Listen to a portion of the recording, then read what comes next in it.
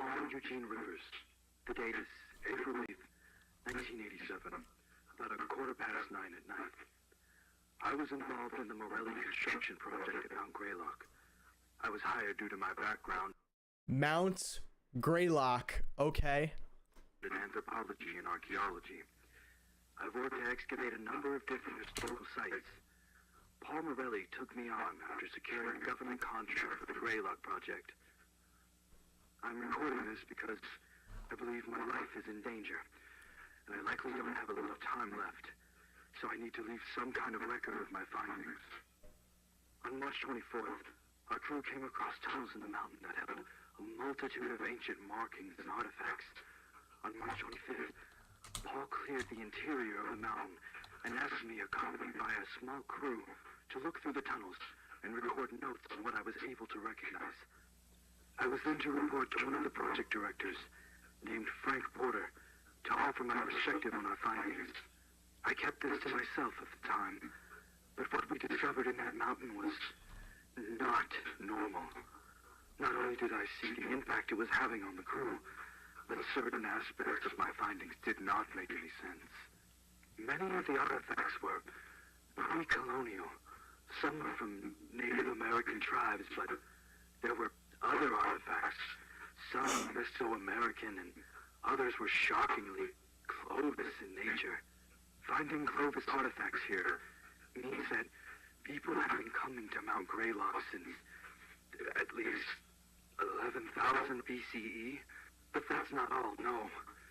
There are artifacts I found that could potentially be from even earlier, Paleo-American cultures that we have yet to even begin studying. Then, there were artifacts and writings left by the cultures that were pre-Columbian in nature.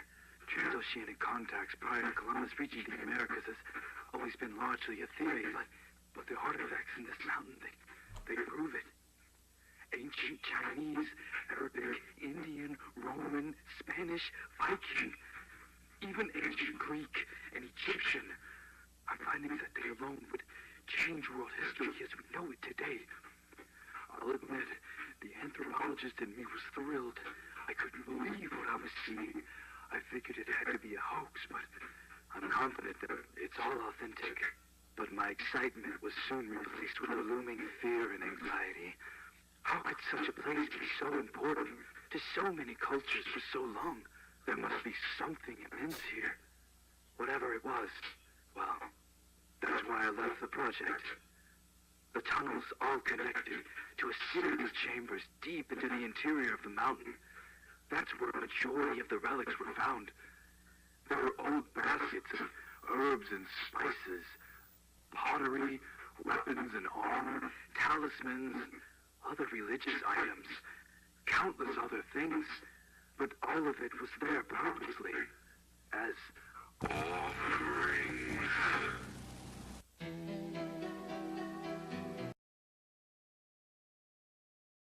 Yo, this is getting, oh my god. Basically what we learned is that in the mountain's tunnels are a lot of writings, artifacts that were from all different parts of the globe and all different cultures and languages, and it seems that they have been there for thousands of years. And also there's offerings. Now, offerings to what?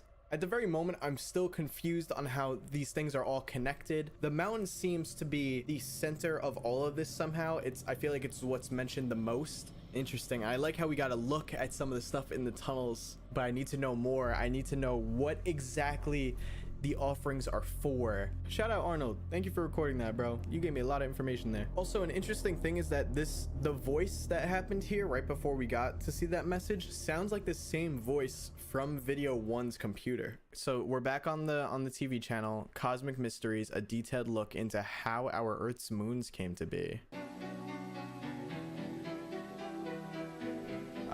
9 p.m. The Dawn Right Tonight. 10 p.m. Night Hiking, episode 13, Mount Greylock. 11 p.m. Deep States, episode 733. It was billions of years ago, when our planet was still mostly fire and rock, that a Mars-sized planet that had been drifting through our solar system collided directly with the Earth. The impact was so powerful and violent that the rogue planet was blown into countless pieces of debris. This debris collected to form our moon. Many of the pieces of the unknown planet remain inside the Earth to this day. So this foreign planet collided with Earth. The debris created the moon, and they just said that there are some parts of that planet that still remain on the moon itself. And also, maybe those parts did stick to Earth, and maybe that could be what's on or inside of Mount Greylock. Someone's getting a phone call. Adams Police Department, Dispatcher Carey speaking. Yes, I'm calling to report a break-in at my coworker's house. What is your name, sir? My name is Liam Hollander. Okay, so Liam went to Don's house. Your coworker's house? What is your coworker's address? It's Parker Hill Road in Adams, number 491. 491 Parker Hill Road, is that right? Yes. Okay, can you tell me, is anybody hurt? Liam, are you still with me? Yes, sorry. Is anybody hurt? Yes.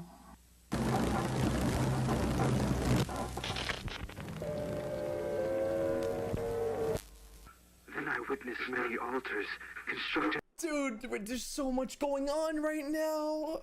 So I didn't even realize the person from the last video is Dom. I wasn't sure if that was Dom or if that was a different news broadcaster there. Holy crap. What happened to him? Then I witnessed many altars constructed out of the mountain stone, along with evidence of mass animal and human sacrifice. And the carvings in the walls of these sacrificial chambers, I couldn't recognize a single familiar symbol, and it made me sick to even look at them. Let me be clear, I am not, nor have I ever been, a religious man. But there's something in that mountain. Something people of countless cultures over the history of our planet have been worshipping, but I don't know why. But I could feel it. Whatever's down there, I could feel it. It was like being trapped in a fever dream. I swear I could hear a voice, and even felt compelled to go further, to speak to whatever's down there. I don't know. I haven't been right since. I keep hearing this droning in my head, ceaseless, all day and night. I can't sleep, just droning, always droning. But that doesn't matter right now. I informed Mr. Porter in my report that the archaeological findings in the mountain are of monumental historical importance, and that there is certainly more to be discovered, and I recommended discontinuing construction there. But it's not as though I have any authority over this project. I fully expected to be ignored. Mr. Porter called me on the evening of March 28th, and we spoke on the phone briefly. It was as I thought. He disregarded my concerns. I informed him that I wasn't going to return to the site. He insisted I did, said I was a valuable asset to the project, even offered me a substantial raise, and wanted me to lead a specifically organized team that would clear the tunnels of artifacts before excavation would continue. I, quote unquote, could be responsible for the biggest historical finding of all time, he said. I refused again. I won't put a price on my sanity or my health, especially after seeing what was happening to the crew. Yeah. Now loading. Morale Greylock event, Group C, Survivor data. Profile for patient B3590. Rockford, Thomas. Malformations. Notes. Communicative. Patient prone to spontaneous violent outbursts. Treatment of heavy sedation recommended. Only communicate while patient is restrained or via intercom.